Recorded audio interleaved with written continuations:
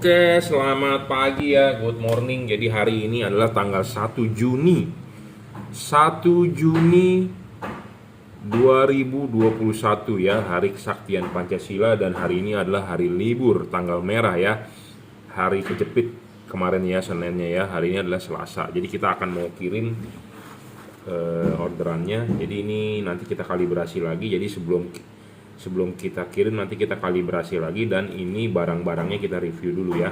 Jadi ini masuk melalui reseller saya ya. Dua orderan ini melalui reseller saya, tapi satu mobil dengan dua alamat ya. Untuk Suzuki R3 2015 headlamp menggunakan Cree XHP 50 second generation ya. Untuk headlampnya 5500 Kelvin 30 watt ya. Seperti biasa selalu saya bilang syarat bolam bagus itu apa? Satu, watt dan luxnya harus gede ya. Watt dan luxnya harus gede. Gedenya di sini bukan artinya melebihi watt dari halogen. Watt dari halogen ada 55 watt, sedangkan watt dia adalah 30. Kenapa kita ngomong harus wattnya gede? Karena banyak yang menuliskan di kardus itu wattnya segede-gedenya. Ada yang nulis 120 watt, ada yang nulis 150 watt, ada yang nulis 60 watt, 70 watt. Sekian-sekian gede sekali. Tapi kenapa saya bilang harus gede? Karena kebanyakan dia ditulis gede tapi realnya tidak gede. Paling realnya cuma 18 watt, realnya cuma 20 watt ya. Jadi banyak yang menulis digede-gedein tapi kenyataannya nggak sampai. Nah, LED ini realnya adalah 30 watt. Kenapa saya bilang harus watt dan luxnya gede? Dalam arti ya harus real ya 30 watt, ya kita ngomong 30 watt dong, jangan bilang 60 watt gitu ya. Kadang-kadang ada orang suka bermain kata-kata pedagang ya. Bos, low beamnya kan 30 watt, high beamnya kan 30 watt, jadi total bolam ini 60 watt. Jadi saya tulis di kardus 120 watt, jadi total 120 watt. Bukan begitu ngitungnya ya. Kalau low beamnya 30 watt ya high beam tetap 30 watt karena dia bergantian. Beda dengan kalau yang tipe sorotan atas bawah, low beamnya 30 watt, waktu high beamnya low beamnya ikut nyala jadi 60 watt. Nah itu betul. Tapi dalam kasus hal ini adalah bohlam cuma 30 watt ya. 30 watt di sini adalah real. Bohlam dengan real 30 watt itu terang sekali. Ya, ini sudah melebihi 3 kali dari halogen terangnya ya. 3 kali dari halogen terangnya ya. 30 watt 3100 lux, 5500 Kelvin. Jadi putih masih ada kuningnya. Dari testimoni hujan masih tembus ya. Syarat kedua bohlam bagus adalah harus stabil. Jadi sudah 30 watt ya harus stabil, tidak boleh ngedrop ya, seperti itu. Jadi sudah dibentuk 30 watt ya tidak boleh ngedrop ya, harus stabil. Syarat ketiga adalah adjustable. Kenapa kita butuh bohlam yang bisa di-adjust? Karena kita mengkonversi dari halogen ke LED. Jadi reflektor tersebut adalah punya halogen, bukan punya LED atau bukan punya HID. Jadi kita harus mencari LED yang anatominya atau bentuknya seperti halogen. Ya, seperti itu. Makanya kenapa cari LED lah yang bisa di-adjustable. Intinya lebih menguntungkan Anda beli LED yang adjustable. Anda bisa beli yang fix focus tapi agak merugikan Anda, itu aja ya. Seperti mobil, setirnya bisa tilt steering dan teleskopik, lebih bagus kan dibandingkan mobil Anda hanya bisa tilt steering. Contohnya Avanza. Tilt steering itu apa? Jadi setirnya hanya bisa dinaik turunkan ya. Tapi kalau yang bisa teleskopik bisa ditarik ya tentu lebih bagus. Makanya kenapa waktu mobil Expander launching, wah dia bisa tilt steering dan teleskopik ya. Avanza cuma bisa tilt steering ya, tentu lebih bagus bisa tilt steering dan teleskopik ya kalau itu dalam hal di mobil. Nah, LED ini juga begitu. Anda beli yang bisa di adjustable tentu lebih bagus dibandingkan yang tidak adjustable. Intinya lah seperti itu ya. Syarat keempat adalah serviceable, dalam arti chipnya bisa diservis kalau rusak. Ya, kelima adalah bayangan gelap. Bayangan gelap itu harus kecil. Kenapa? Makin kecil bayangan gelap makin bagus. Ya, makin tidak gelap juga makin bagus. Ya, intinya seperti itu. Ya, kalau ini masih remang-remang, ya remang-remang, jadi tidak gelap sekali. Nah, itu menguntungkan Anda, intinya seperti itu. Sebenarnya ini juga bayangan gelapnya gede, tapi karena chipnya ada lensa, jadi membantu pembiasan ke situ. Ya, seperti itu.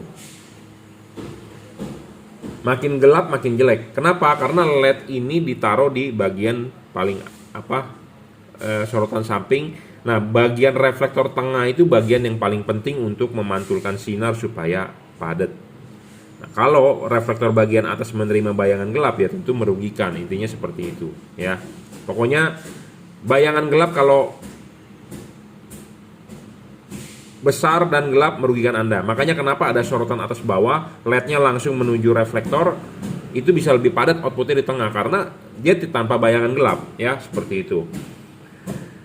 Syarat ke-6, tidak storing. Bolam ini tidak storing ya terhadap radio mobil. Banyak sekali yang mengeluhkan ke saya, Pak, pada saat lampu LED nyala saya kok audio saya terganggu, Pak, radio saya mengecil. Ya itu namanya storing ya. LED ini tidak storing, saya jamin. Nah, syarat ke-7 adalah soal pendinginan. Pendinginan ini penting ya. Kalau Anda masang adalah masang ininya dulu, klipin, pasang karet, baru pasang bolam. Jadi karet itu ada di tengah, kipas adalah di belakang bolam ya. Pendinginan LED ini bagus, makanya banyak juga yang mengeluhkan, Pak saya pasang LED kok meredup, Pak saya pasang LED kok umurnya pendek. Nah itu karena LED ini musuhnya adalah panas. Panas merugikan. Jadi supaya umurnya bisa panjang ya, LED ini harus ada heatsink. Nah ini heatsink ya, ini heatsink. Heatsink ini makin tinggi makin bagus, makin lebar makin bagus, siripnya makin banyak makin bagus. LED ini ada heatsink. Jadi pas pada saat dipasang begini ya, si kipas berputar, angin bisa bersirkulasi atau bisa keluar dari pinggir-pinggir sini untuk meniupkan untuk membuang panas ya. Sedangkan kalau LED yang tanpa heatsink ya, ya, ini akan tertutup oleh karet. Kalau tertutup oleh karet, si kipas berputar, angin tidak bakal tembus. Akhirnya tidak ada pendinginan. Kenapa? Karena tidak ada angin yang lewat. Ya, seperti itu. Jadi intinya kalau ada heatsink itu menguntungkan Anda. Kalau tidak ada heatsink merugikan Anda. Sekarang Anda mau beli barang yang menguntungkan Anda atau merugikan Anda? Benar nggak? Anda bisa berpikir lah. Saya menjabarkan begini, Anda sebagai manusia yang cerdas harusnya bisa.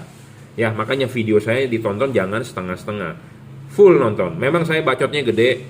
Buat Anda yang merasa tidak berguna, buat Anda yang ini ya tinggal tidak usah nonton, skip saja, tidak usah subscribe, tidak usah follow. Intinya seperti itu. Tapi buat Anda yang ingin mencari informasi, Anda silakan follow, subscribe, Anda tonton sampai habis video saya. Ya.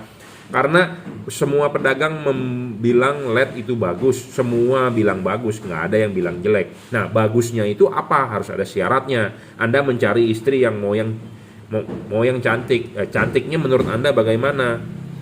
Rambutnya panjang, hidungnya mancung, matanya harus belok. Kan ada syaratnya.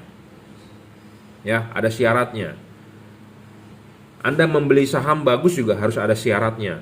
Bagusnya menurut Anda apa? Dia harus membagi dividen atau dia harus membagikan souvenir waktu RUPS, atau dia harus sahamnya naik terus harganya. Itu kan ada syaratnya. Nah, sama LED ini juga ada syaratnya. Ya, syaratnya itu ya tadi saya sudah sebutkan 1 sampai 7. Syarat ke-7 adalah pendinginan. Syarat pendinginan ini boleh dibilang sangat penting. Kenapa? Karena ini berhubungan dengan umur LED tersebut. 1, lifetime. Kedua, supaya dia tidak ngedrop, karena banyak sekali LED di pasaran ngedrop. Memang awalnya gede 60 watt DHP, tapi kenyataannya hanya realnya cuma 40 ya. Cuma 40 watt ya. Jadi kalau LED yang ngedrop ya nggak, yang boleh dibilang nggak bagus. Memang Anda bilang oh ya bagus, cuman kadang-kadang orang tidak tahu ya. Banyak juga yang mengalami storing ya, penting. Waktu lampu nyala mesinnya katanya bergetar, waktu nyala kok digas gasnya lemot. Nah itu storing ya.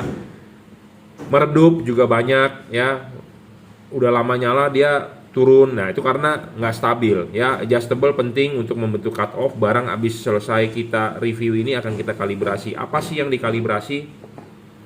Itu adalah payungnya ini. Payungnya ini fungsinya untuk menahan cahaya supaya ada cut off-nya. Tapi kadang-kadang saya melihat ini kurang, jadi kita harus memapas lagi, dibuang ya. Jadi supaya output cahayanya lebih keluar ke depan ya, seperti itu. Makanya belilah LED yang sudah dikalibrasi, karena tiap-tiap reflektor berbeda, karakternya berbeda. Nah kita harus menyesuaikan LED tersebut terhadap karakter di reflektornya. Makanya setelah Anda order, biasanya saya suka minta, Pak kirimin foto depan mobilnya. Tujuannya adalah untuk melihat patternnya dia punya reflektor ya, seperti itu. Ini cukup, ini untuk headlampnya, nanti kita akan bahas untuk fog lampnya. Kita lanjut ya. Jadi tadi untuk headlamp R3, sekarang untuk fog lampnya Ya, Suzuki R3 saya rekomendasi tipe GL3 untuk fog lampnya.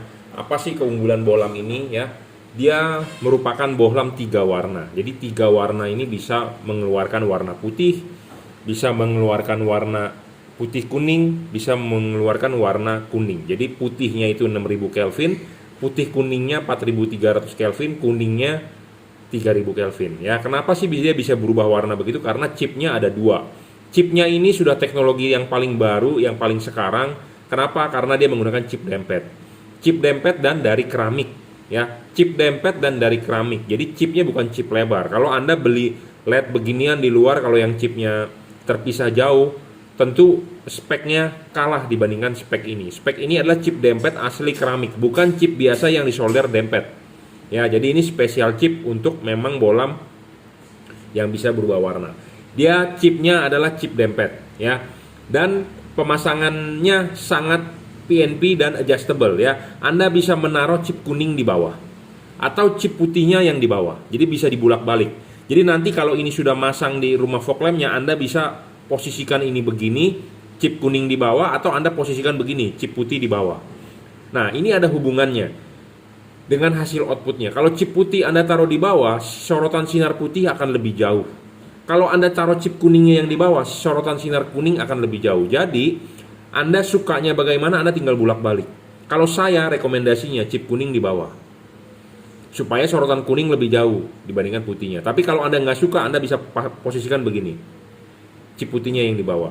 Ya, namanya ini, pemasangan ini adalah full adjustable. Jadi Anda enak sekali adjustable-nya, Anda tinggal bolak-balik saja tanpa perlu Anda pakai kunci L, tanpa perlu Anda buka-buka pakai obeng untuk dibalik.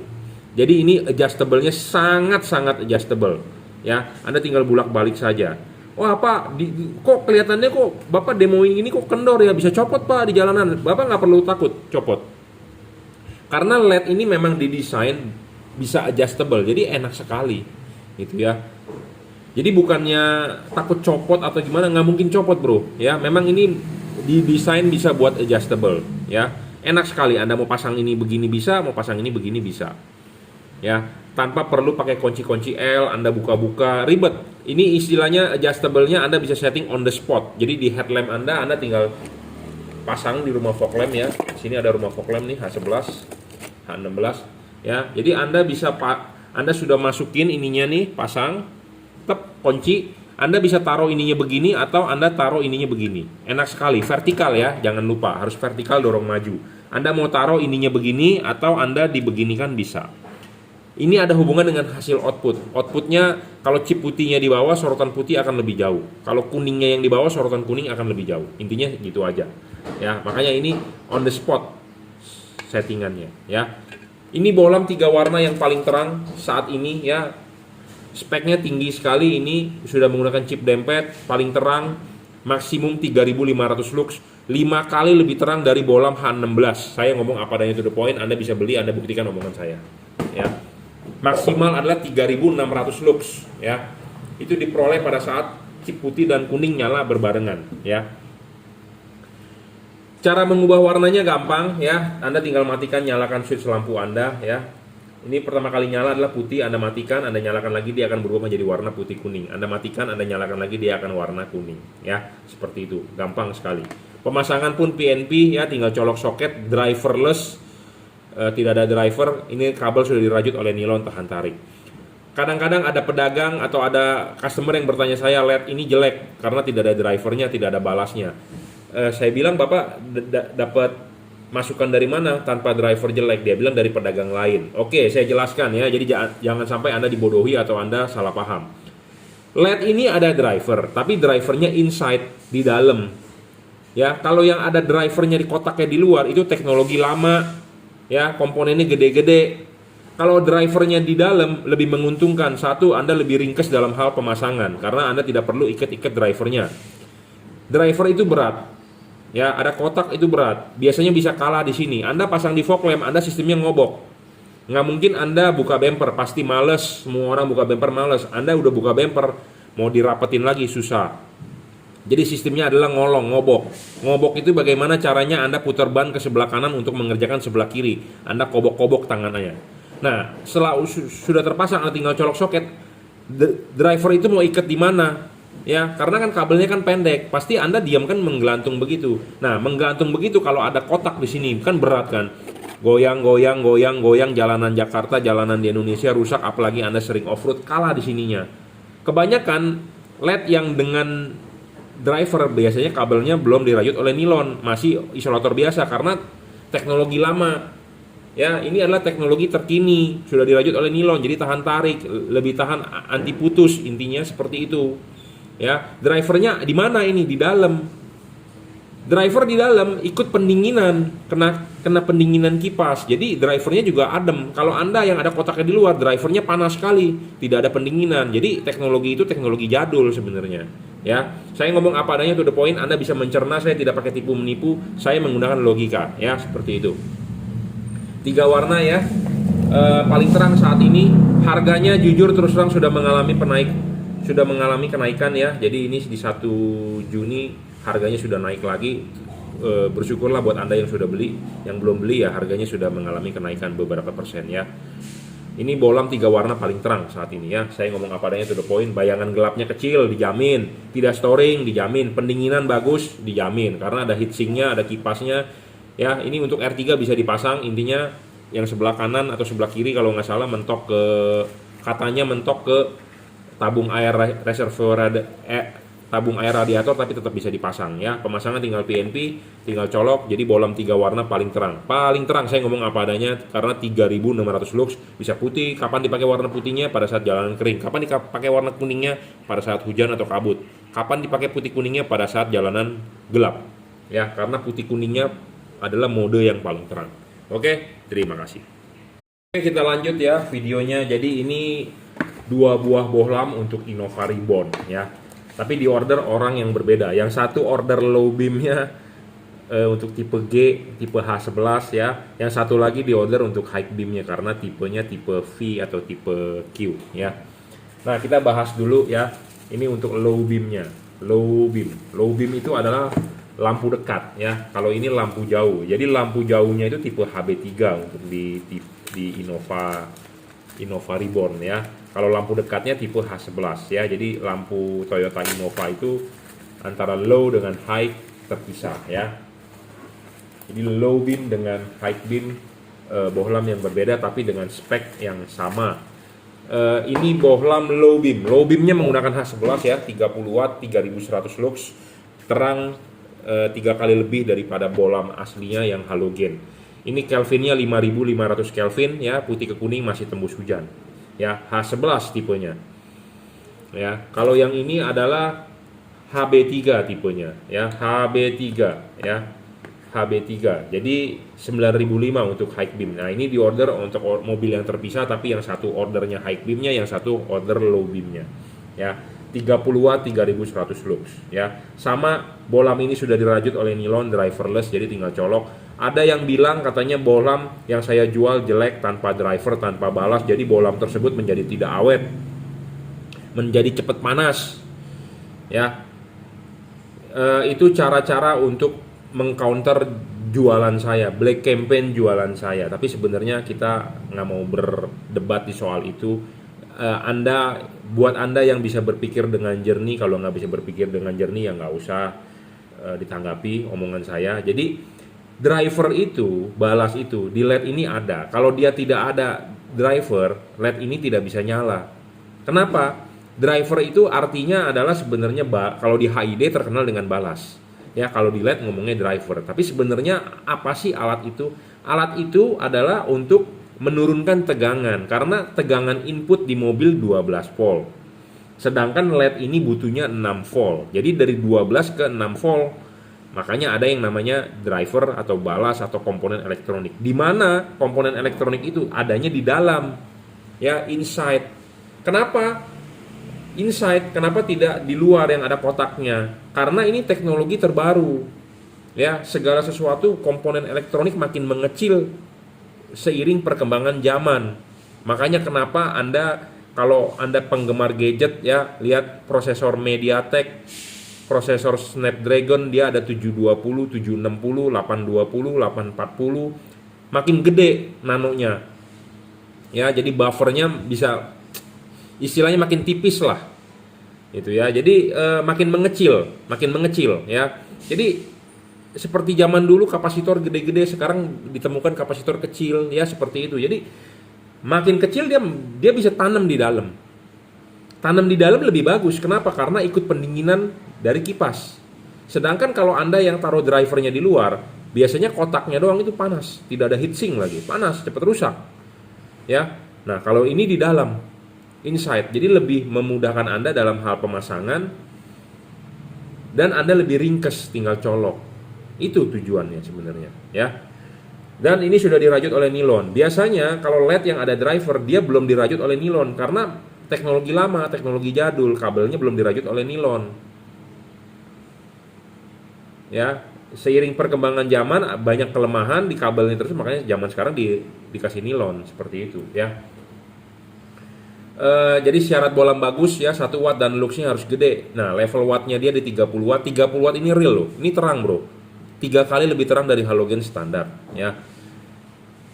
Banyak yang bilang di kardus ditulis gede-gede tapi kenyataan realnya tidak sampai. Jadi Anda jangan sampai dibohongi, ya. Ini real 30 watt diukur berdasarkan menggunakan wattmeter, ya.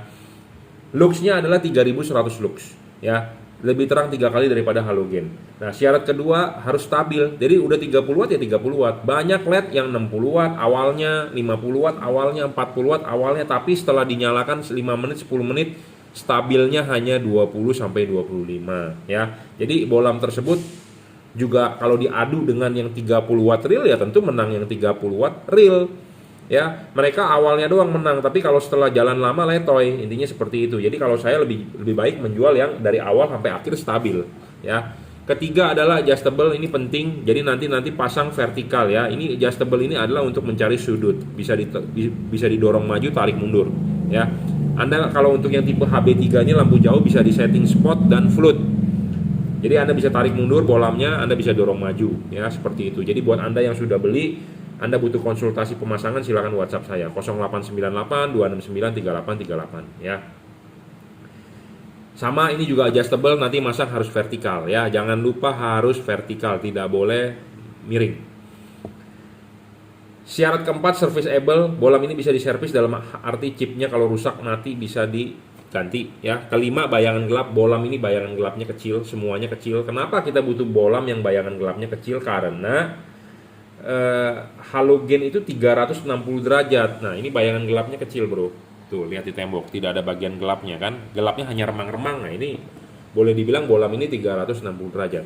Makin bolam ini sinar 360 derajat makin bagus. Tapi kan karena di sininya kan pasti kan kosong. Ke sini kosong karena batang. Nah, tapi karena chipnya ada lensa membantu pembiasan ke depan, membantu pembiasan ke belakang, ya, seperti itu. Jadi makin 360 derajat, makin tidak ada bayangan gelap, makin bagus.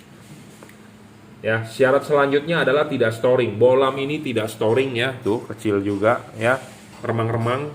Bolam ini tidak storing, ya. Untuk Innova ini penting. Kenapa? Karena belakangan ini saya banyak sekali mendapat curhatan, ya. Pak, saya habis pasang LED ternyata di dashboard ada muncul servis suruh bawa ke dealer. Ya, saya rasa mungkin Toyota ada update, ya. Mungkin ada update firmware-nya di ECU-nya atau di komputernya kan. Kalau biasanya kalau mobil zaman sekarang kalau servis ke dealer kan dicolok ke laptop, mungkin ada update, ya. Jadi banyak sekali katanya yang sudah mengganti LED katanya muncul error di dashboard, ya. Nah, so far so good LED ini tidak muncul di dashboard, ya.